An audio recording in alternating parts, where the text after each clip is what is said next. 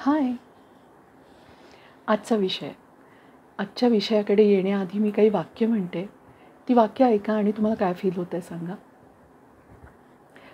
तू किती बारीक झाली आहेस. छान दिसते आहेस आता.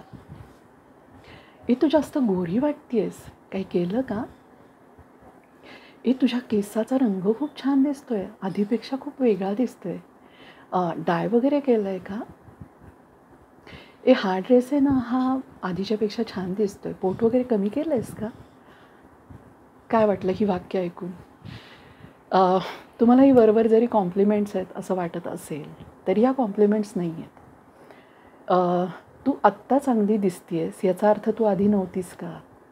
म्हणजे तू आधी जे होतीस ती मला आवडत नव्हतीस किंवा ते माझ्या सौंदर्याच्या पॅरामीटर्समध्ये बसत नव्हतं, पण आता ते बसायला लागलं आहे आणि म्हणून तू आत्ता चांगली दिसायला लागली आहेस असा त्याचा अर्थ असतो. हे एक प्रकारचं बॉडी शेमिंग आहे आणि दुर्दैवाने लोकांच्या हे लक्षात पण येत नाही की कोणीतरी आपल्याला बॉडी शेमिंग करतं आहे. आणि मी हे बाईच्या ह्याच्यात सांगितलं की अगं वगैरे करून. मी पुरुष पण असं म्हणत असतील तुझं पोट वाढलं आहे किंवा तुझं काय केस कमी झालेत का, तुला टक्कल पडलं आहे का, व्हॉटेवर. बाह्य रूपावरनं तुम्हाला कुणीही वरून दाखवत असेल की मी कॉम्प्लिमेंट करतो आहे, तरी तुम्ही कशाला कॉम्प्लिमेंट करताय ह्याचा जरा विचार करायला पाहिजे. तुम्ही समोर दिसणाऱ्या देहाला कॉम्प्लिमेंट करताय. ओके, की तू जाड आहेस, तू बारीक आहेस.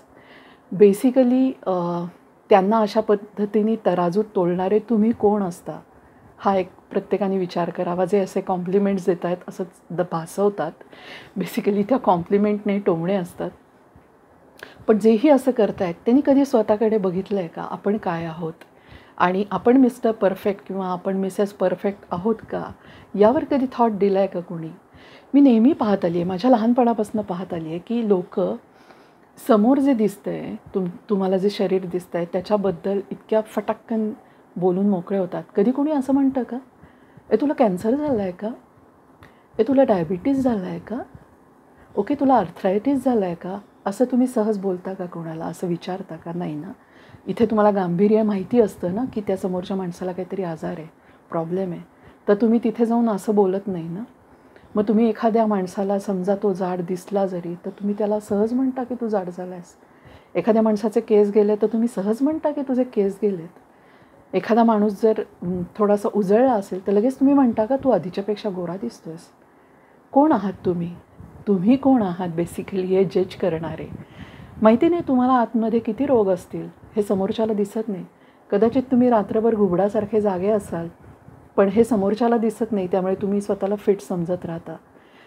तुम्ही फिट आहात की नाही हे तुमचं लिपिड प्रोफाईल जेव्हा येईल ना समोर तेव्हाच कळू शकतं की तुम्ही खरंच फिट आहात का.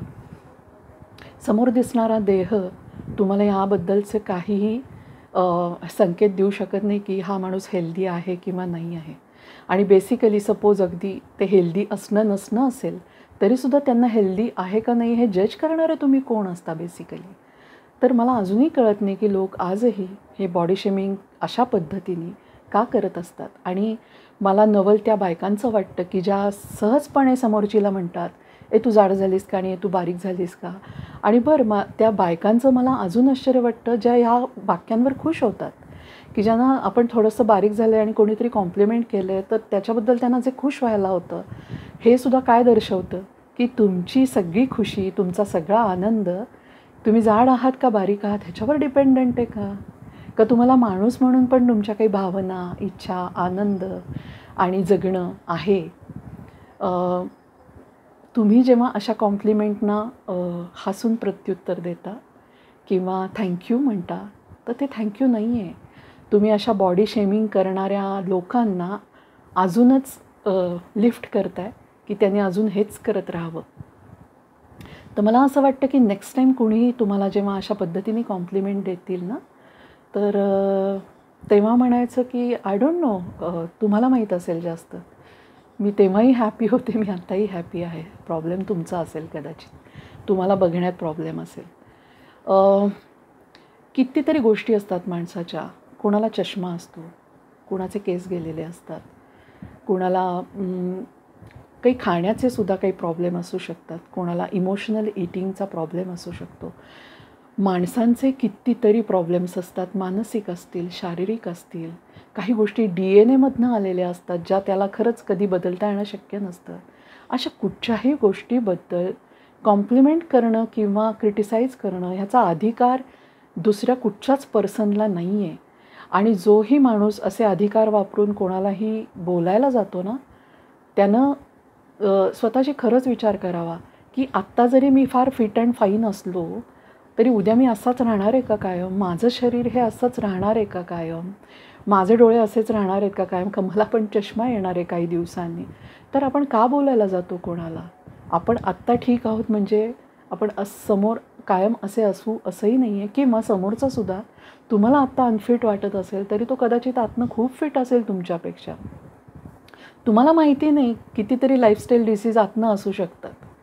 तुम्हाला डायबिटीज असू शकतो, तुम्हाला कॅन्सर असू शकतो, तुम्हाला गुडघ्याची दुखणी असू शकतात, तुम्हाला पाठीचं दुखणं असू शकतं, तुमची नजर कमजोर असू शकते, तुम्हाला कितीतरी रोग आतून असू शकतात जे समोरच्याला दिसत नाही आहेत.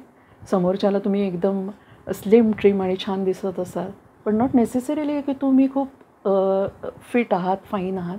तर त्यामुळे आपण काय आहोत ह्यावर जर फोकस असेल माणसाचा, तर असं दुसऱ्याकडे सारखं लक्ष जाणं आणि दुसऱ्याच्या कुठच्याही बॉडीली पार्ट्सबद्दल कॉम्प्लिमेंट करणं किंवा क्रिटिसाइज करणं हे तुमच्याकडनं नाही होणार, जर तुमचा फोकस हे तुमचं लाईफ असेल तर. जी माणसं स्वतःवर नाराज असतात, स्वतःच्या कुठच्यातरी बॉडीली गोष्टींवर नाराज असतात, तुम्ही बघाल तीच माणसं all the time body shaming करतात. त्यांचंच लक्ष समोरच्याच्या बॉडीकडे जातं. जी माणसं मनाने आतून सुंदर असतात, त्यांचं दुसऱ्याच्या मनाकडे, दुसऱ्याच्या वागण्याकडे आणि बेसिकली पहिल्या स्वतःच्या वागण्याकडे लक्ष जास्त असतं. तर मला वाटतं की आत्ताचा जोही काळ आहे ना, त्याच्यात कोणाचंही जगणं हे इतकं सिम्पल राहिलेलं नाही आहे. प्रत्येक माणसाचं लाईफ हे कॉम्प्लिकेटेड आहे. त्याला कितीतरी शारीरिक, मानसिक कितीतरी त्रास असू शकतात.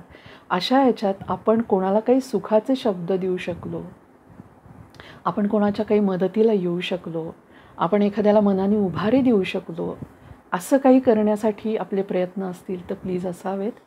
पण अदरवाईज आपण कुठेतरी जाऊन असं चोच मारल्यासारखं जाऊन क्रिटिसाइज करणार असू आणि वरवर दिसणारी कॉम्प्लिमेंट, मी सुरुवातीला म्हणलं तसं आतून काहीतरी वेगळेच अर्थ असतात, असं काही बोलणार असू तर आपण हे का करतो आहे असं प्रत्येकाने आपल्या अंतर्मनात झाकून बघितलं पाहिजे.